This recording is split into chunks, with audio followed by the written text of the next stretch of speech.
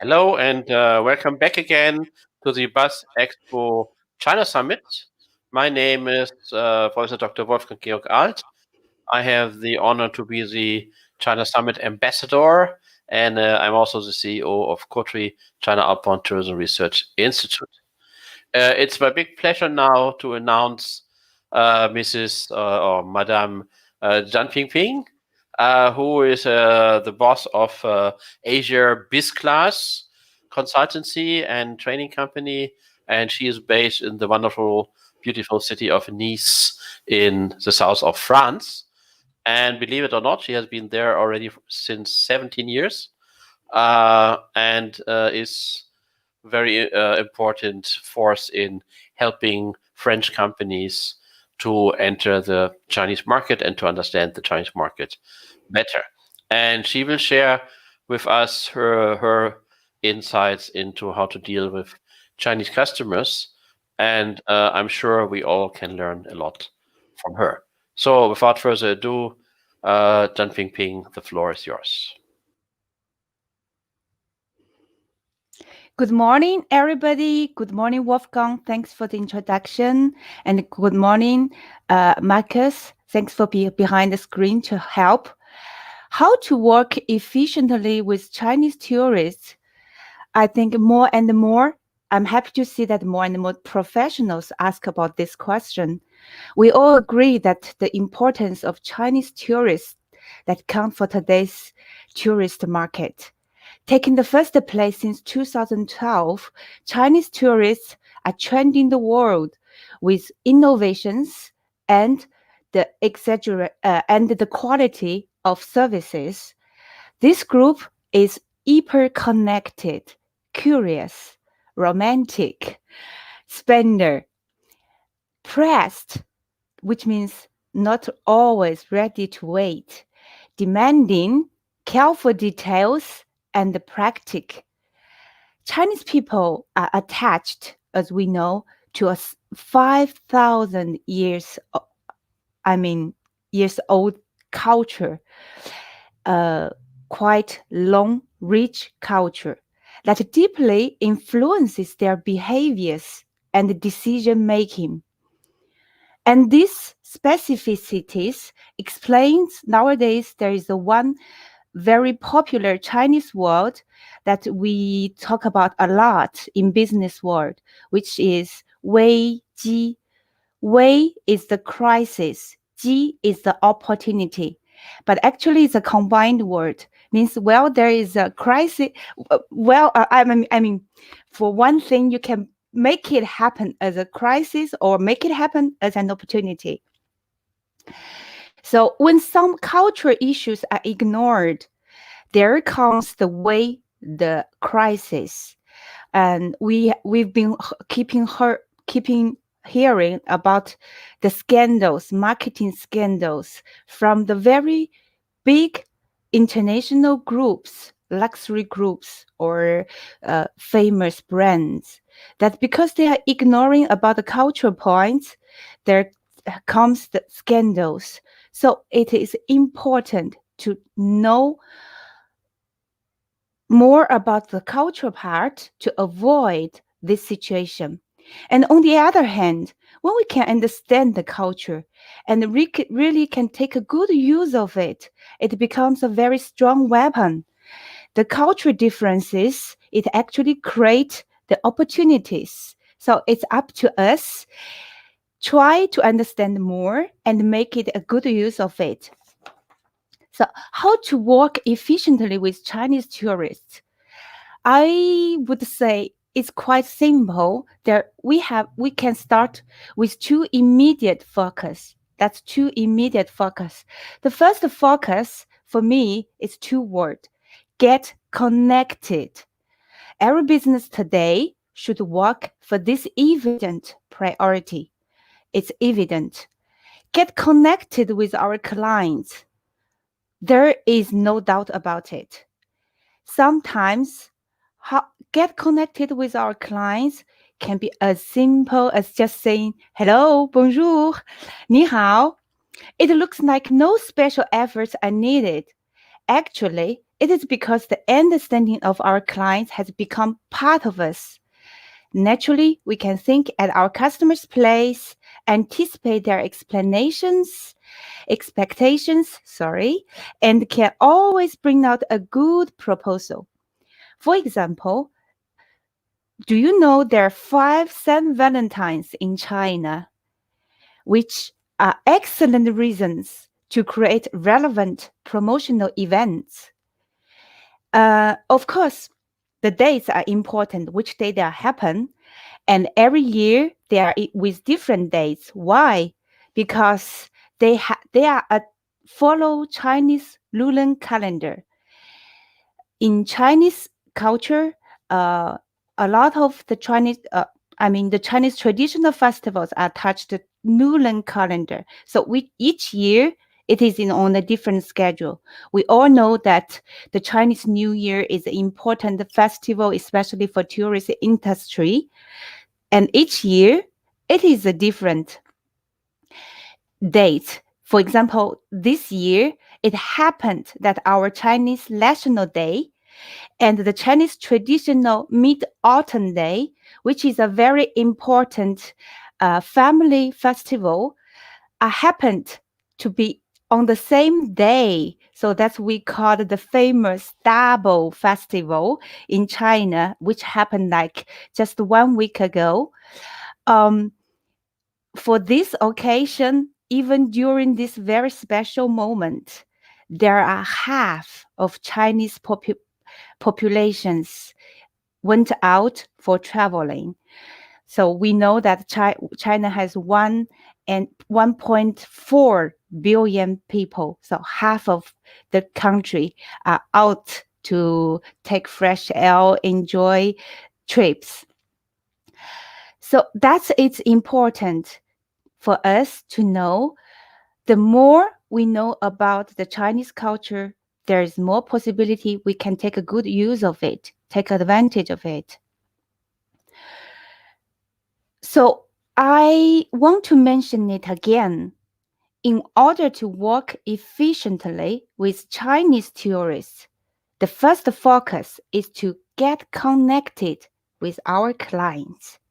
We need to understand them better and to make better preparations in receiving Chinese tourists. When the reception and in the welcoming moment is succeed, that helps for the continuing stay for the tourists in the establishment. It's just to get everything positive. At the end, if time if time allows, I will share a great story because I need to take time to share that story. It is a story really happened in a luxury shop in Cannes in 2019. For me, it is an excellent example to share about the cultural differences that help to business.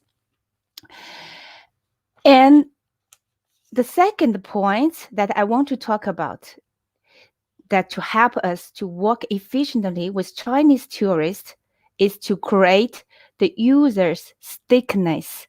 I would prefer the Chinese vocabulary, which is 客户粘性.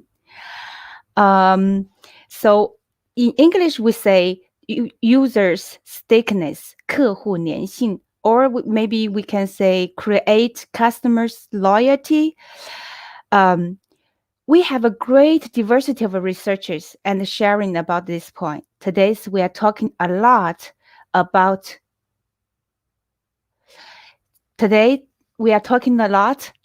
the customer experiences. All this wait for us to understanding better about the culture that attach to our customer, to our clients. In respect to the time assigned for my keynote part, I would rather figure it out in a few words.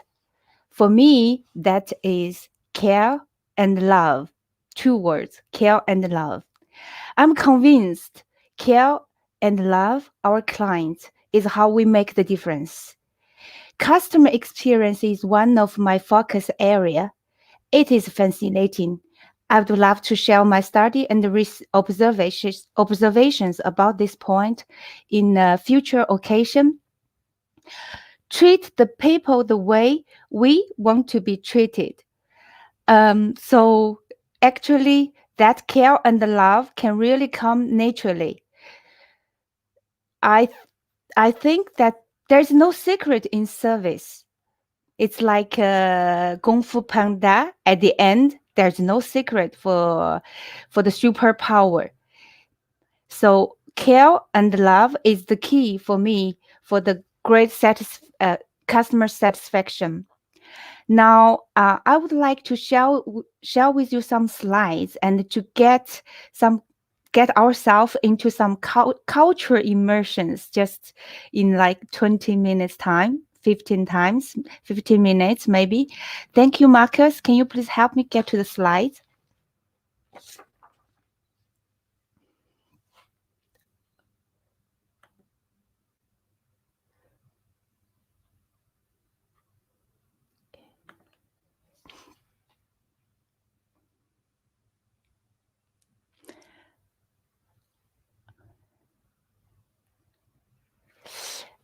Okay. You know, computer sometimes okay, good. We get it. Oh, okay.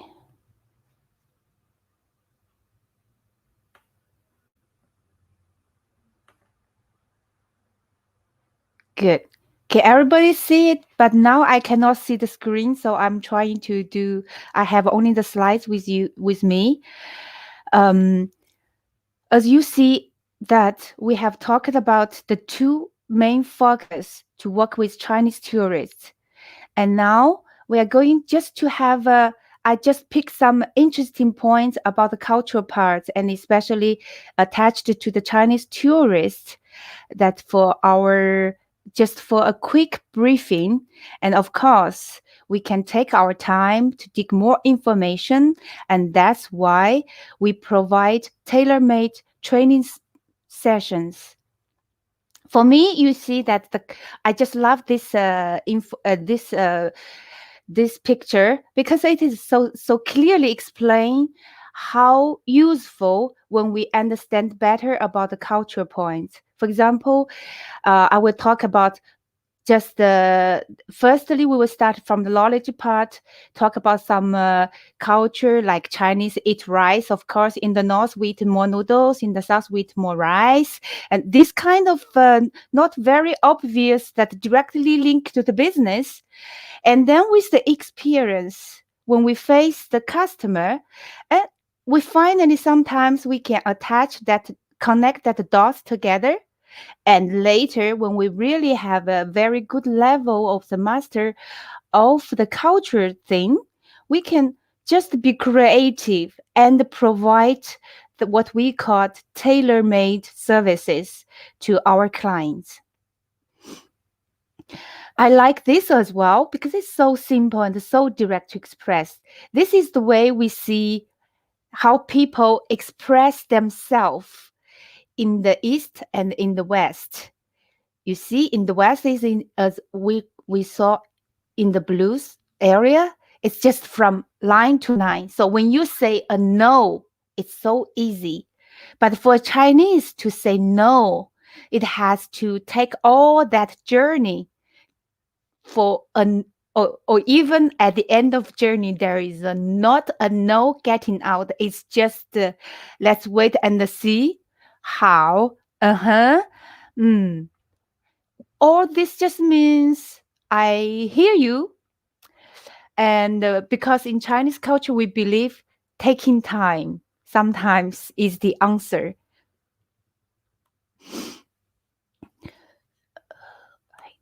So now we are getting to the Chinese tourists part. In Chinese, we say one of the motivation about the Chinese tourists, why they are traveling, why Chinese people are fond of traveling around, because it's in our culture, old history. We always think that 读万卷书，行万里路.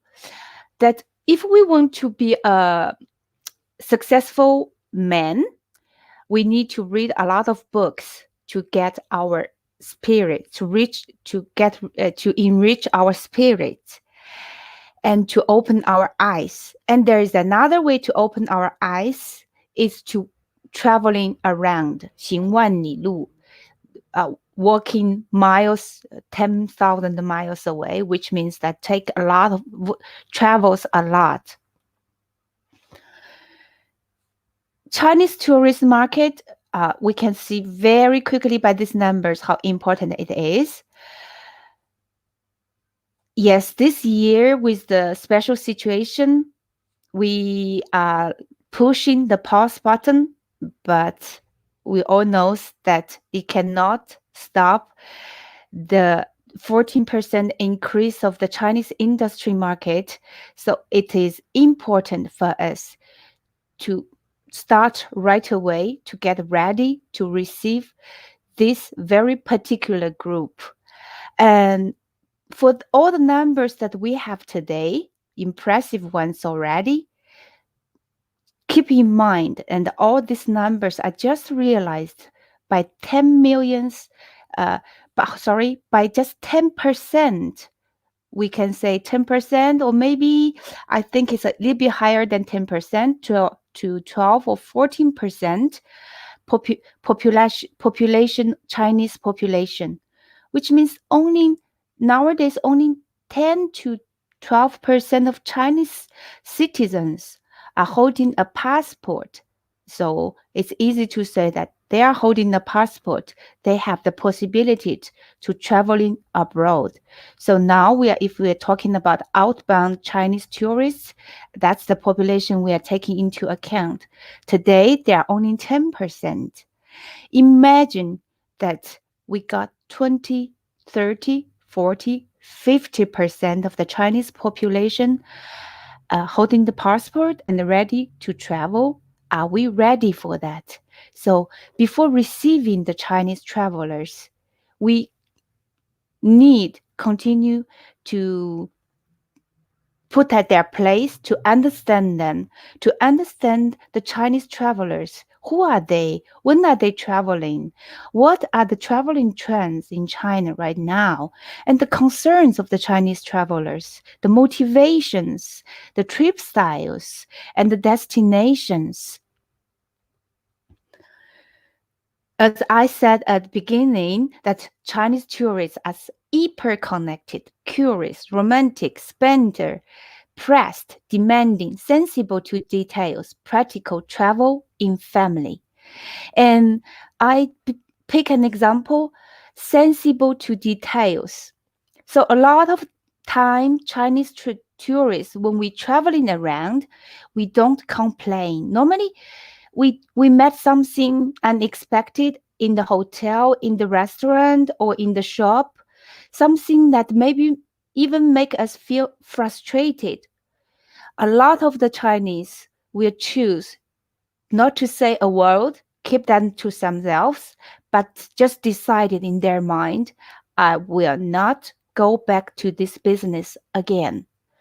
And nowadays, with the power of the social media, sometimes a mistake that cost you costly used to be costly. Now it can be fatal because it's just in few seconds. It's spread all around in the Chinese social medias. That Chinese tourists, they are taking care of checking the feedback, the sharings, experience sharings from other Chinese tourists in the social media. So it is extremely important that we are taking care about the service, about the following of the service, about create the customer loyalty, create that word of mouth effects.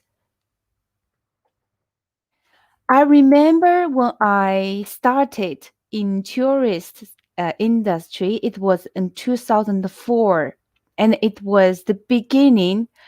It's really the moment that the Chinese outbound market starts to open to the world. because before that date, because 2004, when Chinese, for example, when they want to travel to Europe at that moment, there is only business visa. There's no tourist visa. So even for few Chinese that can manage to travel to Europe, they are traveling with a business visa. And the business visa has its specific restrictions. It's not as flexible as as tourist visas. And at the beginning, I was at that moment I was responsible for a chain of group in Paris. We have 5 hotels in Paris, and because of that visa issue, I'm Chinese. I understand the concerns of the tour operators, so I can help them anticipate and help in their visa processing. In their visa processing, that means help them with necessary invitations, invitation letters, and also at the same time, for example, at that moment, the group, classic group is like 40 to 50 people per group.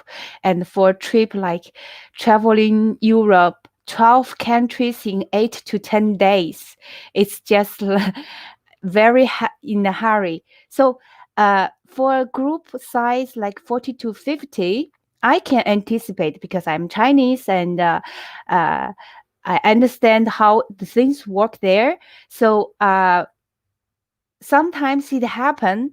I can take a group like 50 people, but actually I have only 30. I have only like less room available because I know for the visa issue there will be some there it's like systematically there will be some visa refuse. And since I can communicate very well with the tour operator, we get understand each other, we are very understanding. So just in case the hotel is really full booked, they will allow me to find a solution for them, and without getting frustrated. How that happened? Because we can communicate very well. I help them when they need, and so it's just a mutual support. That's what we call long-term partnership. And now we are in 2020. The traveling market, Chinese tourists are no more traveling in the old style. So with all these pictures, we can see all kinds of or types of the traveling uh, purpose travel styles are getting out. Some of them are there like gold mines to dig out. I take example for this beautiful girls group. And in Chinese culture, the girls, I mean, the how we say that, the girls group, when they are traveling, they are there ready just to spend for pleasure, shopping, get beauty, enjoy good food, and do anything that just make them feel um, it's a special moment. So how do we how do we attract this group, and how do we attract according to the specifications of each group? For example, for a family group traveling with 3 generations, we need to prepare differently, isn't it? And there is a new trend, and I personally believe it will be a very strong market, which is that to discovering about the abroad real estate, and we all convinced about the Chinese buyers the purchasing power. Zhan Pingping, Yeah. we are running out of time. Okay, good. Sorry. So in short, for this thing, for this slide, we can say that to work efficiently with Chinese tourists, we need to think before and during, and work on the during the trip, and continue to work after the trip. Before the trip, we try to attract the Chinese tourists, be prepared and be trained for that. During the trip, we will focus on create unique customer experience. And after the trip, we will work on the word of mouth. And that's just an example of one of our tailor-made trainings that, for example, for the shopping moment, we will try to focus on these points. And this is how to optimize the performance with Chinese clients. We will work on all these key points. And that's for, okay. Thank you for your time. I will leave my session to Wolfgang's hand. Thank you, Wolfgang. Okay, thank you very much, Zhan Pingping. I think we all learned a lot or got the confirmation of a lot of points. And so maybe just one point I want to pick up on is you said, well, it's very easy to understand. You just do to your customers what you would like to be done to yourself. I think in many cases, that's why we need your training and other trainings. This is not always the case. So that, from my experience, Chinese are China is a more hierarchical society. So it is normal that the higher ranking or the older people are treated differently from the other people. Whereas if you would have Germans or Scandinavians, so people are supposed to be treated the same. So when you check in the hotel, it goes in alphabetical order. Whereas with Chinese groups, you better check in the boss first, so he can retire first to his room. So I think it is a point we have to be careful. So this golden rule, do to others what you want to be done to yourself, that works within your own culture. And of course, for you as a Chinese, you can say, yeah, I know what they want because I'm also a Chinese. But of course, across cultures, I think the platinum rule is do to your customers what they want, never mind if you want it or not. So there's a saying, the worm has to be tasty to the fish, not to the angler. So, like, I am not a big fan of karaoke, for instance. I don't like very much karaoke. And I know that most Germans don't like karaoke. But most Chinese like karaoke. So give them karaoke. It's not a question if I like it or not. It's a question if the customers like it or not. So, but I think this is exactly what we have seen at the end, what you're teaching people in your trainings. And we saw a little glimpse, of course, of this story. Time is so limited. But I'm sure that everybody interested can look up your company and then enjoy your services. So that's the end of this session. Again, Zhan Pingping, thank you so much. And thanks everybody for watching. And please continue to watch China Summit. It's only the second day and we have much more for you to come in later today and in the coming days. Au revoir. Au revoir. Thank you, Dr. Wolfgang. Merci. 谢谢. And thank you, Marcus, for technical support. Thanks for BUZZ.travel